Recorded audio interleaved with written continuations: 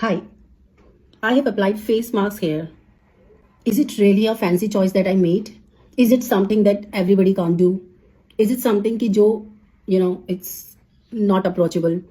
Then why it is still considered कि dietitian होना, dietitian के पास जाना is a very fancy choice, a very luxury thing that you have done.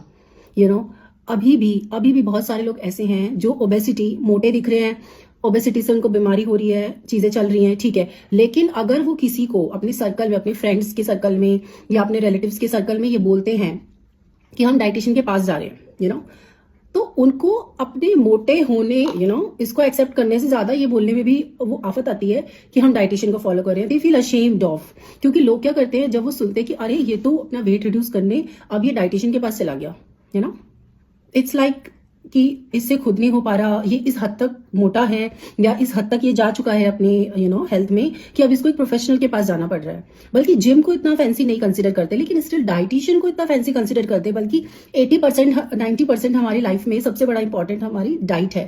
तो diet तो necessity हो गई ना, कहाँ से लग्जरी है. एंड एक परसेप्शन है डाइटिशियन के लिए कि डाइटिशियन सिर्फ रिच लोग ही अफोर्ड कर सकते हैं. एंड समटाइम बिकॉज क्योंकि कंसल्टेशन चार्जेस हमारे बहुत हाई होते हैं, देन डाइटिशियन के अपने चार्जेस बहुत हाई होते हैं, पैकेजेस बहुत हायर प्राइस पे होते हैं, तो इसलिए कंसिडर किया जाता है यार कोई इन्फ्लुएंसर है या कोई हाई फाई फैमिली है, वो ही अफोर्ड कर सकते हैं, क्योंकि डाइट एडवाइस लेना किसी से इज वेरी लग्जरी सर्विस. यहाँ मैं कहती हूँ कि ठीक है डाइटिशियन को आप हायर चार्जेस पे कर रहे हैं, बट वट इफ की जो आप सिचुएशन अभी हैंडल करें, it's not about obesity, it's the thing that you are handling. कुछ आपको इमोशनल स्ट्रेस है, कुछ ऐसी चीजें हैं जो आप किसी से नहीं शेयर करते, बट आप मेरे से, मतलब मैं डाइटिशियन हूँ, मेरे से बहुत लोग बहुत चीजें शेयर करते हैं, मैं उनको कंसल्ट करती हूँ काफी चीजों में. उनकी इमोशनल हेल्थ का हम ध्यान देते हैं, उनको हम टॉप अप करते हैं चीजें जो रिक्वायर्ड है for their mental health also. तो वो चीजें हैं. तो आप अगर डाइटिशियन को पे कर रहे हैं, एक्स्ट्रा भी पे कर रहे हैं, तो डोंट थिंक लाइक कि भाई आप एक प्रिवेंशन कर रहे हैं, and prevention is always better than cure. One thing I want to highlight, there is a big lack of awareness कि क्लिनिकल न्यूट्रिशन के बारे में इतनी ज्यादा लैक ऑफ अवेयरनेस है. लोग सोचते हैं कि ठीक है अगर वेट लॉस करना है, अगर स्लिम लगना है तो ही डाइटिशियन पे जाए, बट नहीं, there are so many things.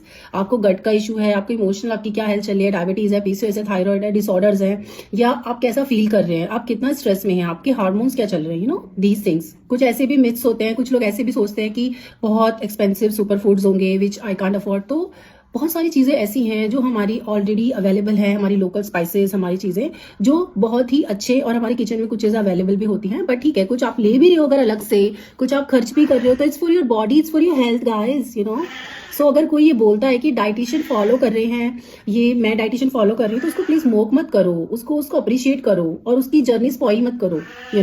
If you can't help her then don't ruin her journey.